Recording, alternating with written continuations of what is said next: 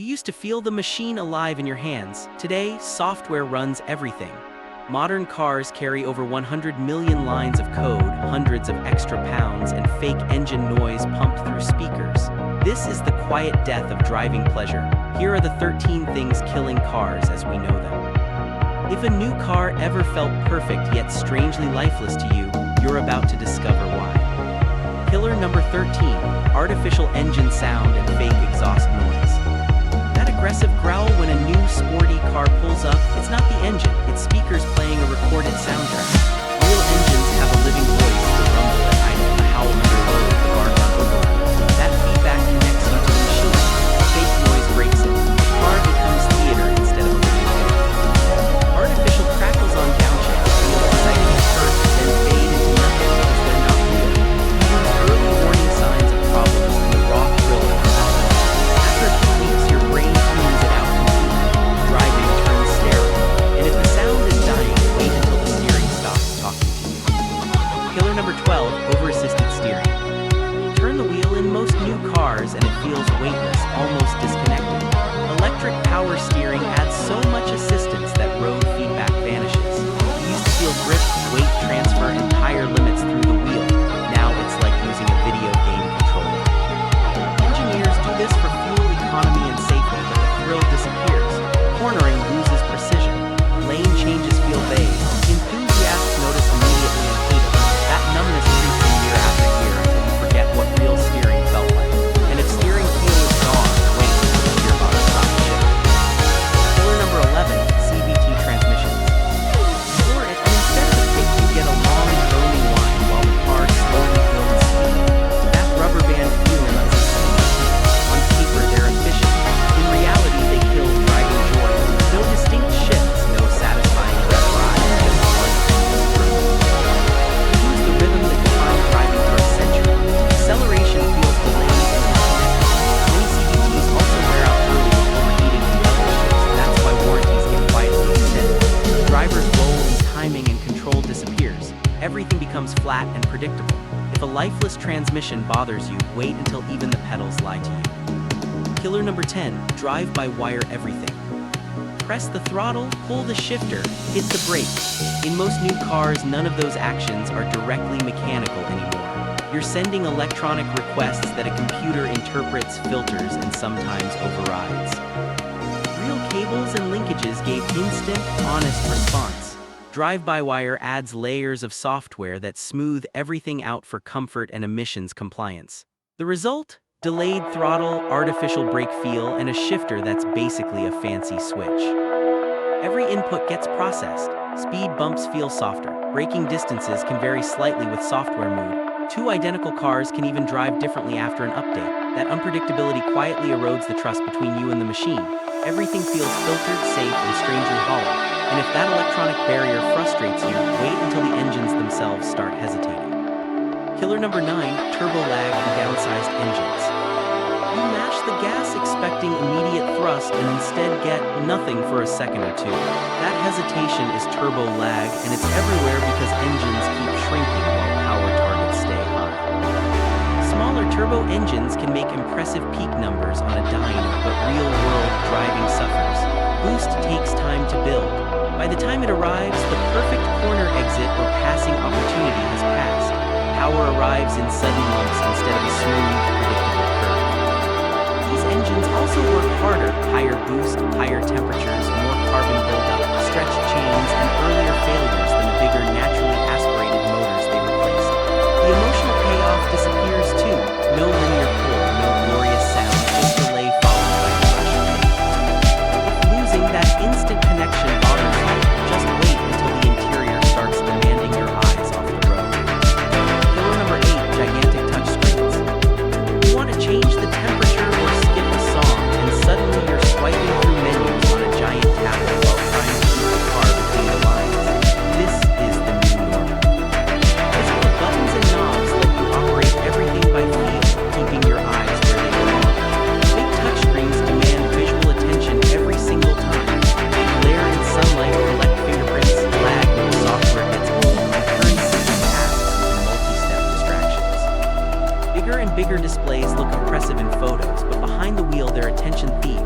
climate control, audio navigation, everything flattened into identical glass taps. The tactile joy and muscle memory of real controls vanishes. Driving slowly becomes secondary to managing a finicky computer. And if screens are pulling focus, wait until the car itself becomes too heavy to enjoy. Killer number 7, overweight cars. Open the door on a new vehicle and you'll notice it right away. These things are heavy. Hundreds of extra pounds from crash structures, batteries, infotainment, emissions gear, and safety systems. That mass kills the fun. Cornering feels slower and heavier. Braking distances grow. Tires wear faster. Even with the same horsepower, the car feels sluggish because it's pushing more weight around.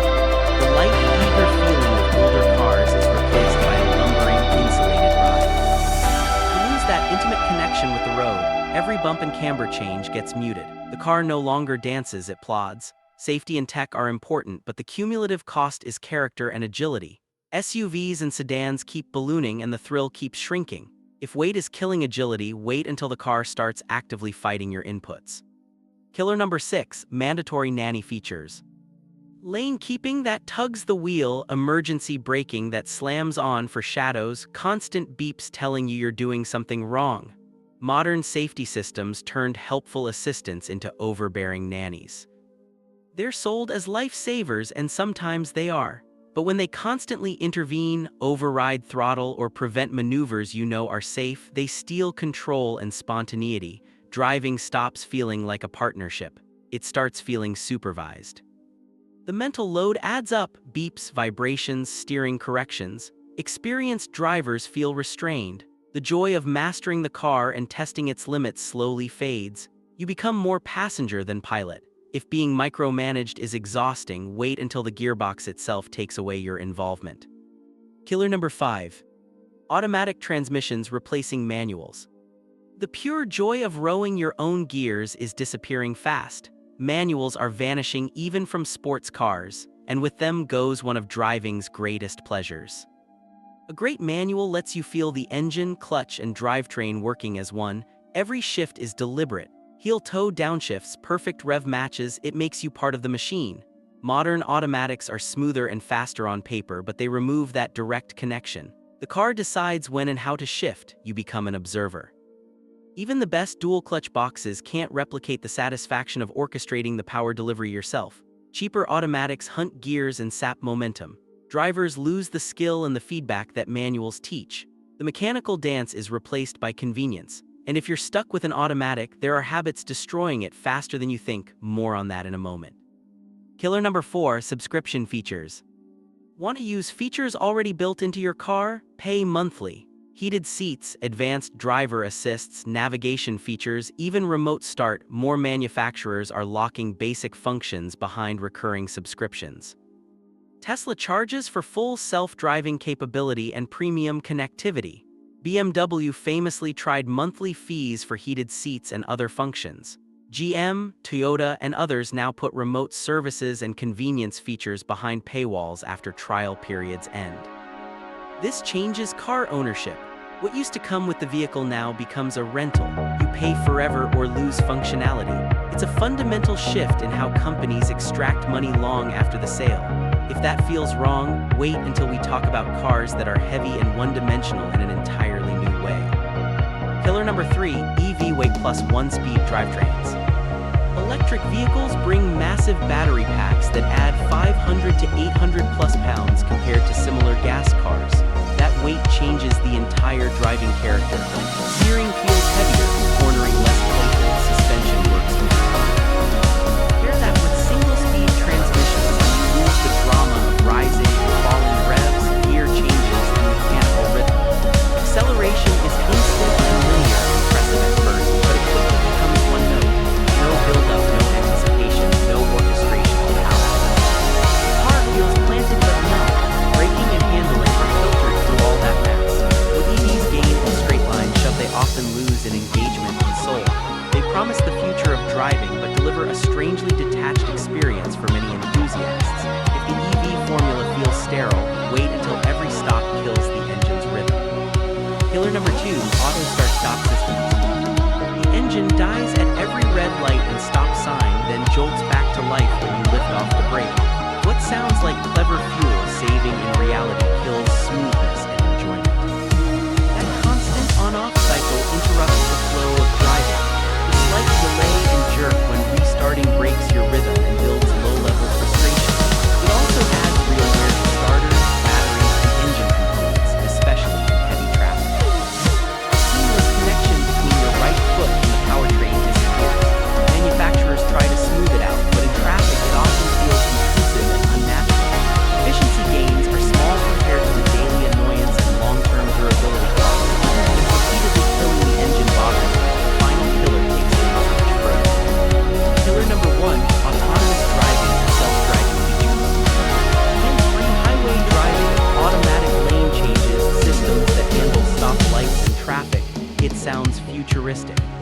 These advanced assistance features are slowly turning drivers into passengers in their own cars. Tesla's autopilot and full self-driving, GM Super Cruise, Ford Blue Cruise, Mercedes Drive Pilot, and others are getting more capable. They steer, brake, and accelerate for you in certain conditions. The more they do, the less you do. The role of the driver shrinks. The thrill of mastery, the satisfaction of skill, the raw connection, all of it fades as software takes over more decisions. We're trading engagement for convenience piece by piece. Driving pleasure is being dismantled one feature at a time. The good news, you can still fight back. The real danger to your car often comes from everyday habits most owners never think about. If you want to keep your engine and transmission alive for the long haul, check out the video I linked in the description right now. It might save you thousands.